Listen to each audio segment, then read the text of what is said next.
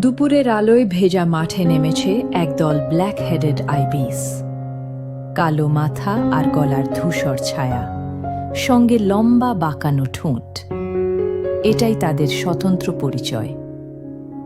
নরম মাটি আর ঘাসের নিচে ঠোঁট ডুবিয়ে তারা খুঁজে নেয় জীবনের খাদ্য, ছোট ব্যাঙ, শামুক কিংবা পোকামাকড়। প্রতিটি পদক্ষেপে যেন প্রকৃতির নিখুঁত ছন্দ। ভেজা মাঠ, জলাভূমি আর অগভীর জল, এগুলোই তাদের প্রধান আশ্রয়স্থল।